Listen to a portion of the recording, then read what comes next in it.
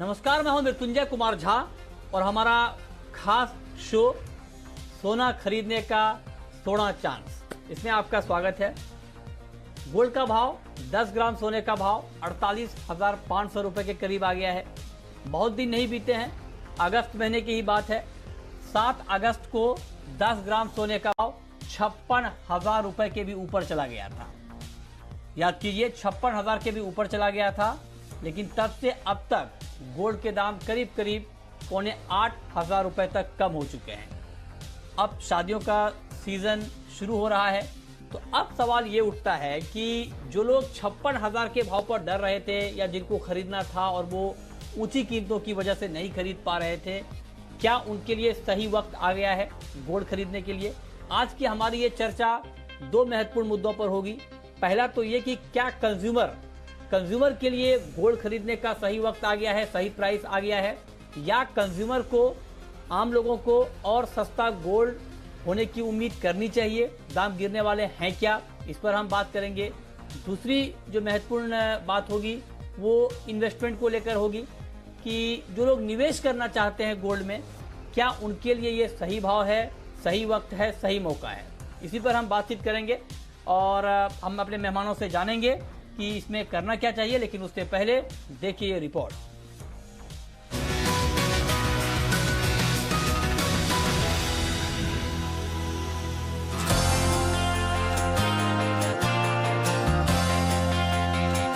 सोने की कीमतों में पिछले कुछ दिनों से उतार चढ़ाव का माहौल बना हुआ है। अगस्त में अपने ऑल टाइम हाई लेवल पर पहुंचने के बाद गोल्ड में भारी भरकम गिरावट आ चुकी है। नवंबर में भी सोने में कभी नरमी तो कभी तेजी देखने को मिल रही है।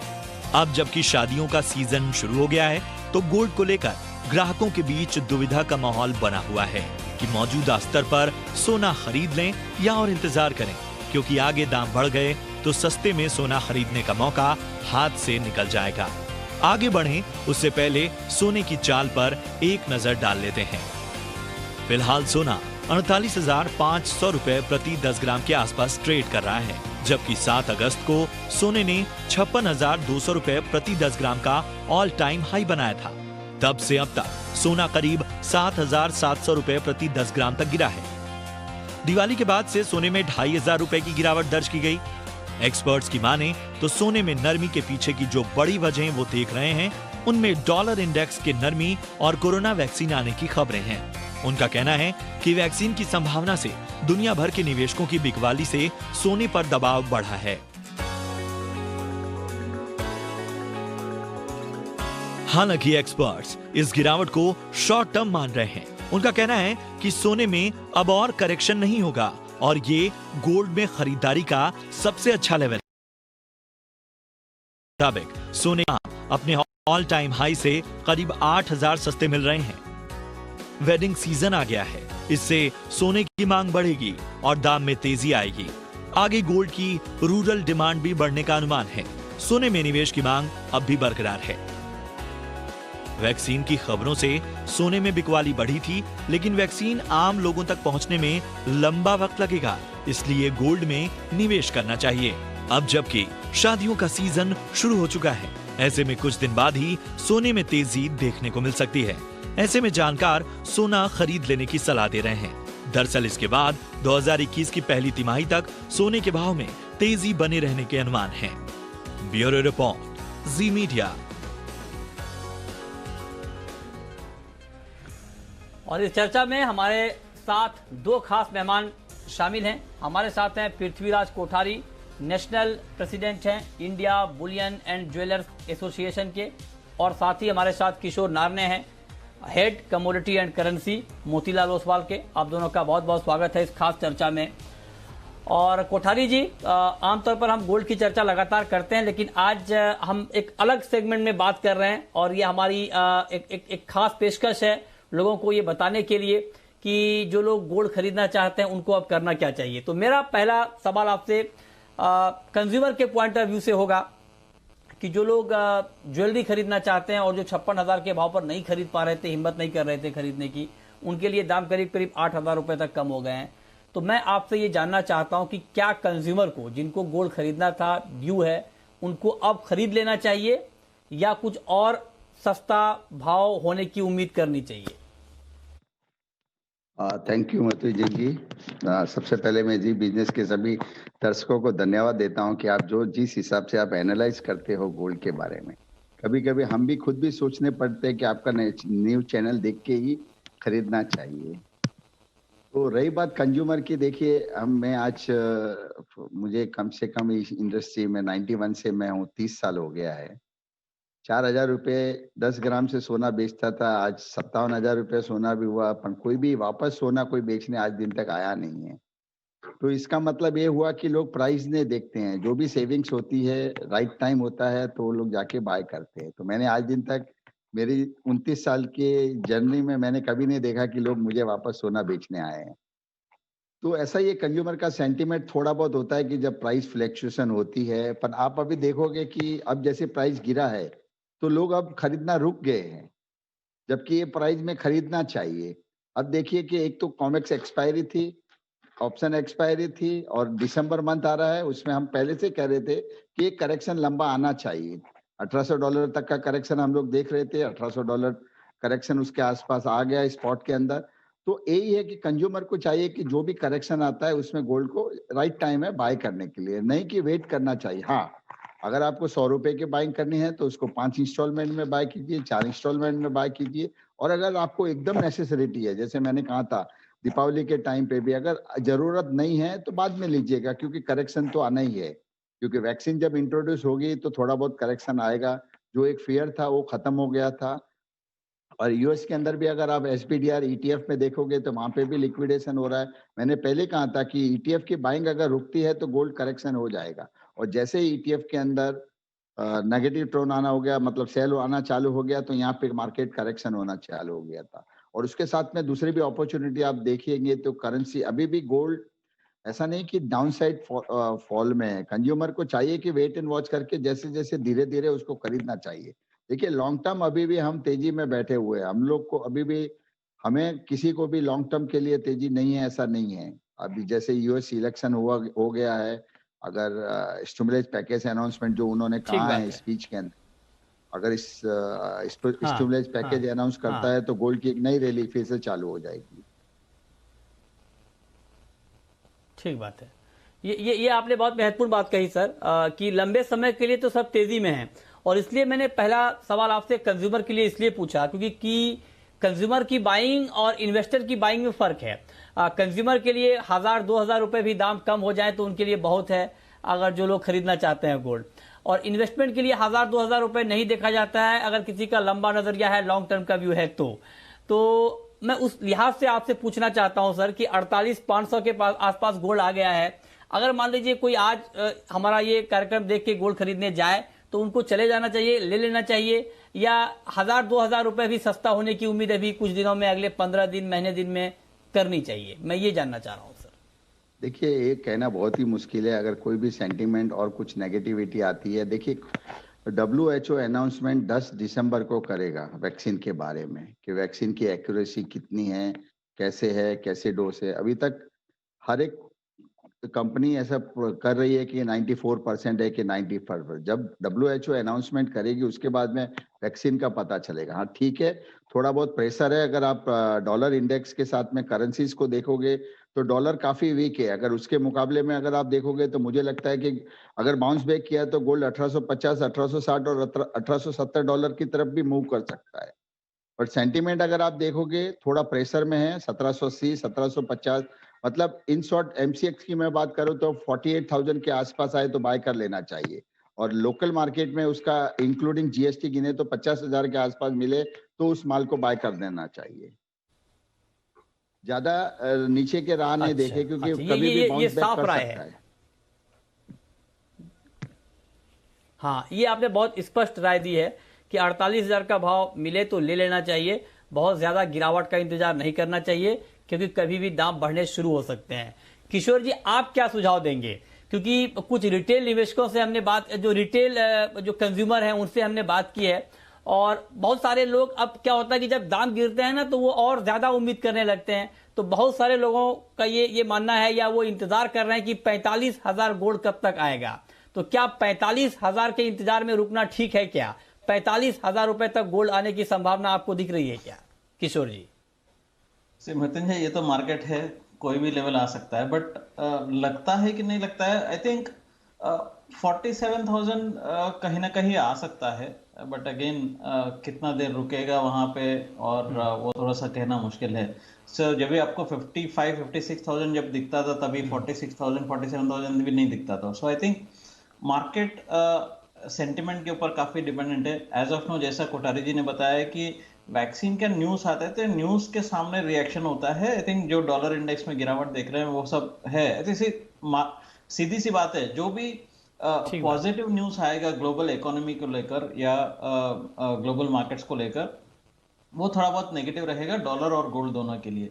तो जैसे जैसे वैक्सीन के न्यूज आगे बढ़ेंगे, सेंटिमेंटली खराब हो जाएगा। दूसरी चीज है कि अगर यूरोप का जो सेकेंड लॉकडाउन है, अगर यूएस सेकेंड लॉकडाउन में जाएगा कि नहीं जाएगा, और बाइडेन गवर्नमेंट टेक ओवर करने के बाद, अभी जो नया गवर्नमेंट यूएस में आने के बाद, कितना बड़ा राहत पैकेज वहां पे इकोनॉमिक डेवलपमेंट के लिए कितना बड़ा राहत पैकेज आएगा, उसके ऊपर काफी निर्भर रहेगा।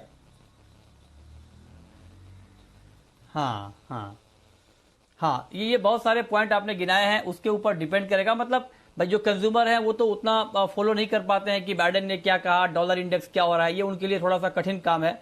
लेकिन आप लोगों ने उसको आसान किया है कि दाम क्या होंगे, मतलब बेसिकली उनको दाम से फर्क पड़ रहा है कि दाम क्या होने वाले हैं। तो होने का तो कुछ भी हो सकता है, लेकिन कोठारी जी ने कहा कि 48 के आसपास मिलता है तो ले लिया जाए। कोठारी जी, मैं आपसे एक चीज और जानना चाहता हूं सर, कि कई बार लोग कंफ्यूज करते हैं कि जैसे मान लीजिए एमसीएक्स का प्राइस देखकर आप गए मार्केट में, वहां पर आपको कुछ और रेट कोट किया जाता है, तो जो कंज्यूमर वाला भाव है, मतलब जो ज्वेलरी वाला रेट है 22 कैरेट गोल्ड का, अभी क्या चल रहा है मार्केट में? अगर मान लीजिए अभी कोई ज्वेलरी बाजार में जाए ज्वेलरी खरीदने के लिए, तो क्या किस भाव में ज्वेलरी का गोल्ड मिल जाएगा या ज्वेलरी मिल जाएगी? देखिए, हाँ, ये जो एमसीएक्स के भाव जो आते हैं वो उसमें एक्सक्लूडिंग जीएसटी होता है, उसमें जीएसटी और टीसीएस ऐड नहीं होता है। अगर आप उस प्राइस को देख के अगर आप समझोगे कि 48,600 हो गया है और उसमें प्राइस में माल मिले, नहीं। एमसीएक्स जो एक वायदा बाजार है जिसकी एक्सपायरी के ऊपर डिलीवरी मिलती है, वो एक्सक्लूडिंग जीएसटी रेट है, उसमें कस्टम ड्यूटी ऐड होती है और इंटरनेशनल प्राइस से लिंक रहती है। अगर आप देखोगे, अगर आप आज आपको खरीदना है तो 22 कैरेट का भाव है 44,858, मतलब 4458 रुपया प्रति ग्राम का भाव है अभी। अगर 10 ग्राम का भाव गिने तो 44,858 858 रुपये है, मतलब अप्रोक्सीमेटली 44,900 रुपीज है। 4490 रुपये प्रति ग्राम का भाव है अभी 22 कैरेट का भाव।